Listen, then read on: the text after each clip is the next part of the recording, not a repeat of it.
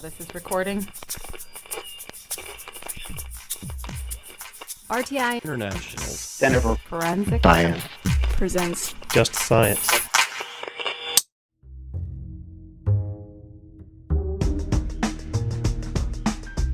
Welcome to Just Science, a podcast for forensic science professionals and anyone who is interested in learning more about how real crime laboratories work. In episode 7 of the identification season, Just Science interviews Carlos Gutierrez, a lecturer at Chaminade University of Honolulu, about the new field of forensic microanthropology. After finding an unidentified bone, forensic anthropologists must determine if it belonged to a human or an animal. If it's an animal bone, they can move on to other casework, but human remains require a much more involved and sometimes more expensive forensic processes. For developing countries, these tests can be too expensive and time-consuming. With limited resources and tight timelines, Carlos Gutierrez wanted to find an affordable and timely way to analyze remains and differentiate between human and animal bones. It was through this need that forensic microanthropology was born. Listen along as he discusses the details of forensic microanthropology in this episode of Just Science. This season is funded by the National Institute of Justice's Forensic Technology Center of Excellence. Here's your host, Dr. John Morgan. And welcome to Just Science, the podcast for forensic science professionals. I'm John Morgan, your host with RTI's Forensic Technology Center of Excellence, a program of the National Institute of Justice. We are at the International Association for Identification meeting in beautiful and hot San Antonio, Texas. And today we are with Carlos Gutierrez, who is with the Chaminade University of Honolulu. He's going to be talking to us about forensic microanthropology, a new field of forensic science. Welcome to the program, Carlos. Hello, thank you. Thank you so much. Thank you for having me here. Carlos has a very unusual background in the sense that he has been educated on many continents, but he started off in Chile. You grew up in Chile? I'm born in Chile and grew up in Chile. I am a retired police officer from the National Police Agency in Chile called Carabineros de Chile. I retired as a captain there. Yeah, I worked in the forensic lab there for almost 20 years. Oh, wow. So I'm going to butcher the pronunciation here. In 2002, earned his certificate Reforma Procesal Penal y sus efectos en la función policial. Oh, good. Is that close? Really Criminal yeah. procedure reform and its impact on police function. And you've also trained in Argentina, Germany, Spain, and the United States. So you've been around, and I think you'd have an interesting perspective. Before we get into the microanthropology, what are the differences that you've seen, for example, in forensic services in Chile and kind of the expectation of police versus what you see here in the United States? Yeah, I have the luck to join and have all this background from different countries and get studies in different places as well. But yeah, it's kind of different because in Chile we start with this change of the criminal justice. They change everything writing to the oral process with trials, defensor, attorney, and everything like here in America. We just started in Chile in 2002, 2003. Mexico is going through a change now Yes. where they're going through a similar process where you have more an adversarial system. So you didn't have an adversarial system before 2002? No. Okay. No.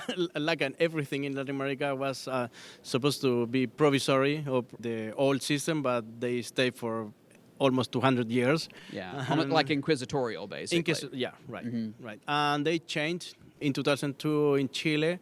And after that, almost all countries now in Latin America, they have this accusatory system that, of course, is much better. But also they provide, and the evidence is more important right now with this system.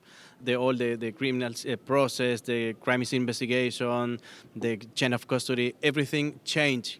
We don't have the way you have here in America to, the defense. That is brand new for Latin America. That's why I traveled a lot to provide this new knowledge with Chaminade University and also with True Forensic Sciences to go to different countries in Latin America and teach them this new way. It's new, not new for America, but for us as a Latin American, is kind of new. All the scientific part. I just back from Argentina. They had the first Latin American conference from bloodstain pattern analyst, and that is new. I mean, that So they've association. never had a bloodstain pattern analysis in that all is- of Latin America? In all Latin America. I mean, Wow, that is okay. new. Everyone know the association born in 1983, but in 2018 was the first meeting in Latin America. I mean, we are really step back from the rest of country, and that is one I took as a personal goal and mission to provide this new knowledge from all Latin America as much as I can. Okay, well, good for you. That's amazing stuff. Because there has been variation among the different Latin American countries. I mean, Colombia and Guatemala and others have, at least from the American perspective, they've come up on saying, well, those are countries that have actually worked on trying to improve. Ecuador, at one time, I had thought it was trying to really work on their forensic science. So it's good to see it's actually broadening out across the entire continent. Yeah, no, it's pretty good. They work a lot in try to improve everything, and of course, the budget always is an issue, and Yes. especially for developing countries, and they try to work in the best way they can do it with the resources they have. But they understand they need to change. Some of the head of the agencies is still with the old system, and they sometimes don't understand the importance of the crime scene or all this part of the new system. But yeah, they take some time. So, forensic microanthropology. So, let's talk a little bit about that. Listeners to Just Science know we've actually had another individual from Chaminade University on, David Carter, talked a little bit about his work with respect to using microbial populations pre and post mortem and matching those up. So, you all have actually are doing a fair amount of work in anthropology at Chaminade. Is that right? Yes, we work with Dave. Dr. Carter is actually the director of the Forensic Science program on Chaminade University. I am lecturer there. I'm teach crime scene investigation. I'm part of forensic anthropology and, of course, forensic microanthropology. We make a really good team now with Dr. Perot as well.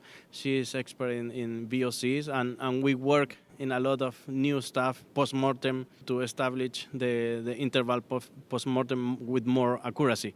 The forensic microanthropology, I developed this new field because I had a lot of cases in Chile. In Chile, as well as in different countries in Latin America, we had a dictatorship as a government for a long period of times, and also we have a lot of missing people. Now, for example, in Mexico, they have, for other reason, more missing people as well. They have more than 30,000 missing people, and of course, our countries don't have the resources to do DNA for any remains you find at the crime scene.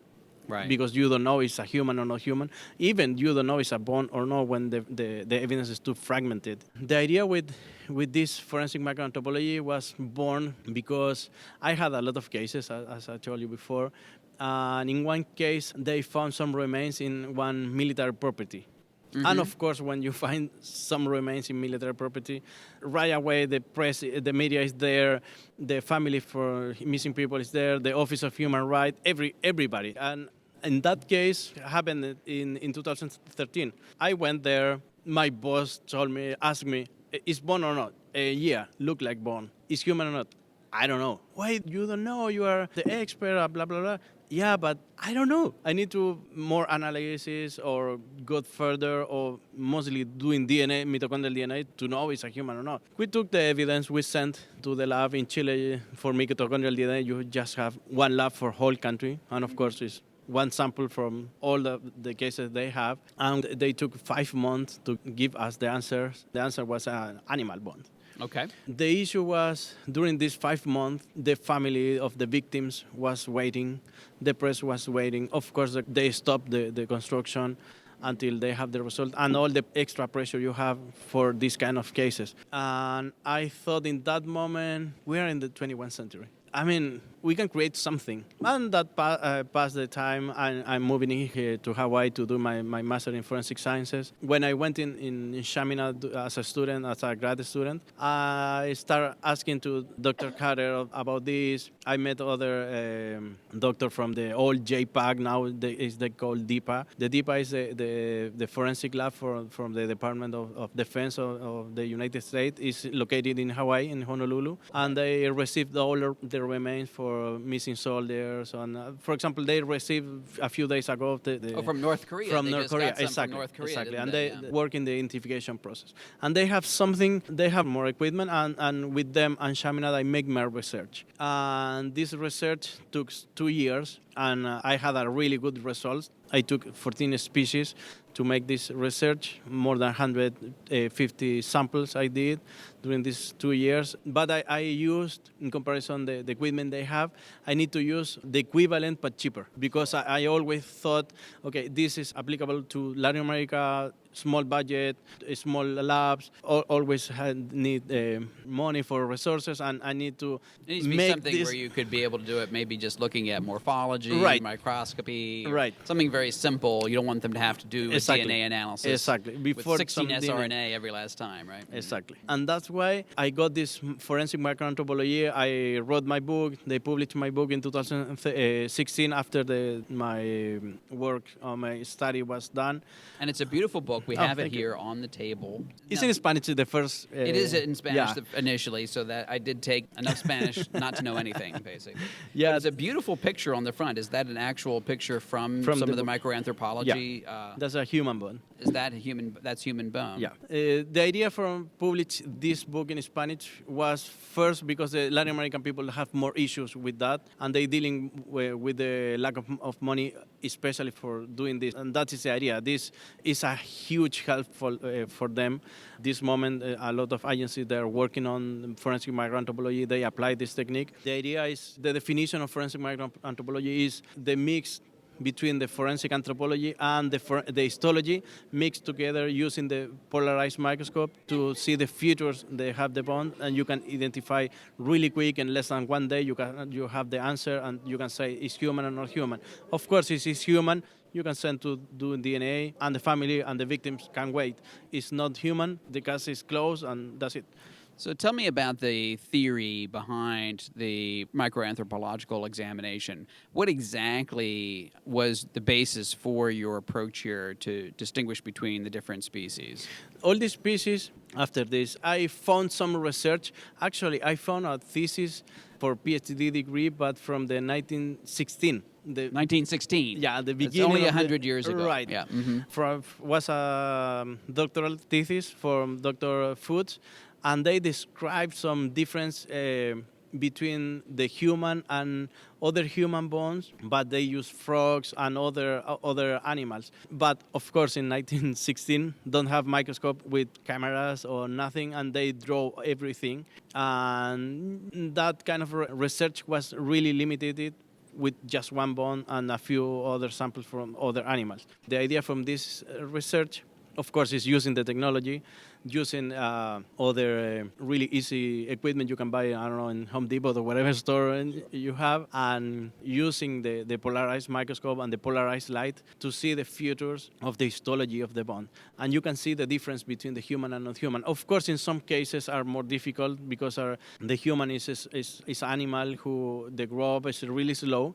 Of course, in other animals are slow too, but no slow.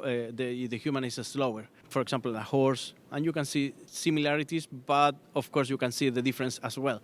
Let's take an easy analogy, tree rings, right? So basically the rings of growth of the bone demonstrate that the human is growing more slowly than other animals. And so you can basically kind of reconstruct how fast the person grew. And you don't have to go to that length, I assume, but the morphology It's kind of represents doing that. some comparison using the morphology between the human and other animals.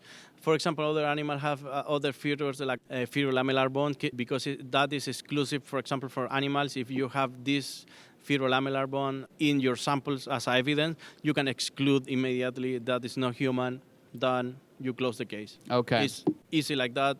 Quick like So that's that. just a macro examination of the bone in that case. Right, Okay. right. Because the idea for forensic anthropology, the anthropologists on the main question they need to answer for attorney or defense or whatever, is bone or not. After that, is human or not human. But what's happening if they just have a fragment? They cannot say it's a human or not, or it's a bone or not. That's why the forensic microanthropology start working, give quick answer for the families also. That is most important, and provide this information right away. You can work in the field you can bring your polarized microscope. That's it. Because in most cases, the bone will be an animal bone, right? And so that also helps you to prioritize because it's even more than it's just going to take 5 months. It's like, do you really want to spend that much time on something that is an animal bone? Whereas if it's a human bone, okay, now I know something. I know that there's a value to going to that next level and trying to do the more difficult, expensive forensic analysis. Right, that is the main thing. And also, for example, to do mitochondrial DNA, one analysis is cost around the average, of course, $1,000 to $2,000, one sample each. I mean, with forensic microanthropology, you spend $30, $20, $30. That is the main difference. I mean, it's... So tell me which species you were looking at. Which you said you looked at 14 different species. Yeah. So in addition to humans. We use horse, dog, cat, some goat, swine, different normal animals you can find in every place. And we use some studies from the medical examiner office and with that study we know, okay, this is more frequently kind of bone or the remains they can find at the crime scene, and they do in DNA, okay. And we try to figure out and looking for this kind of samples to do this comparison. Yeah, very interesting. Did you do any animals that were unique to Latin America? You know, alpacas or llamas? Llamas. Yeah, llamas. I'm trying to remember my species. Yeah, no, it's fine. But llama is included in the book. Is it? I had the opportunity to have this kind of sample, and I include the llama. Of course, I include the mangus. Is one species we have in Hawaii. Oh, okay. Yeah. Okay, it's special for opossum as well. We have a really good, fun time to try to collect these samples, and it was really hard, but. And the biggest problem really generally tends to be some of the, I assume, like a swine or cattle bone would be the hardest ones to distinguish in general, or not? We thought the same, but was the easiest one because they have some unique features just for animal, and they can exclude right away from the human. Okay. Was a really good one to analyze. Our next step with True Forensic Science and Chaminade University is working with a non-profit organization in Latin America, especially in Mexico. In Sinaloa, we are working on one organization called Sabuesos Guerreras. This organization is created for moms or wives from missing people in this state in Mexico. And they don't know nothing about forensic science and nothing. They just go to the field and try to recover something and looking for their relative. In the last search they did, they found more than 5,000 fragments of evidence, and they don't know if they are human or not. And we are working with them to try to get the financial to bring the samples to the university and start analyzing the evidence there. Okay. What's the next step here? And are there differences that might be helpful in terms of identification with respect to looking at the microanthropology of the bones and seeing things about like the history of the person, or doing other things that might be helpful with identification once you know they are human? Do you think that there might be some other applications here? Yeah, the idea is continue with this research. This is the first research, the first huge databases in the world. I mean, the idea is continue with this. Me or other students, I teach this technique on my students on Chaminade University who study forensic sciences. At the moment, I have 51 students trained in this field, and the idea is they continue with the different research. I don't know, try to looking for disease, fractures, I don't know, age. Sure. Different. The sky is the limit. Yeah, but the idea now is, for us also is focused to help in cases, especially in Latin America or in everywhere, on every place in the world, they need to, this technique can help. We are more than open to receive them. Of course, always the budget and the money is an issue, especially for other countries, but we are trying to work on get some grants, or I don't know. Sure. Well, the flip side of it, too, which would be interesting, would be the animal trafficking, because that's also an issue. That you have a horn or a bone or something like that, and you're not sure whether it's involved in trafficking in that regard. And there's actually a lot of interest in that, not only because of trying to save the species, but also because there's a nexus between animal trafficking and things like terrorism and so on. And so that sounds like a great application as well. Yeah. Our idea, this manual is going to be published in English this year, but our idea for the second edition and further is to get more samples from different species or different cases and try to apply for different areas like animal traffic. All this stuff is going to be great opportunity to apply this new technology. Sure. Appreciate your taking the time to be a part of our program. No, thank you so much for the invitation, for having me here. For me, it's a great opportunity to everybody can know this work. I mean, it's like my baby. It was a lot of work. Carlos Gutierrez from Chaminade University of Honolulu has been our guest today on Just Science. Thank you all for listening in. Please make sure to go on SoundCloud, Stitcher, and Apple and give us 5-star ratings and tell everyone about how much they can learn by tuning in to an episode of Just Science. Thank you very much for listening today. Next week, Just Science interviews Selena McKay Davis, lead senior forensic specialist at the Riverside Police Department, about job-related stress for civilian forensic technicians and sworn peace officers. Opinions or points of views expressed in this podcast represent a consensus of the authors and do not necessarily represent the official position or policies of its funding.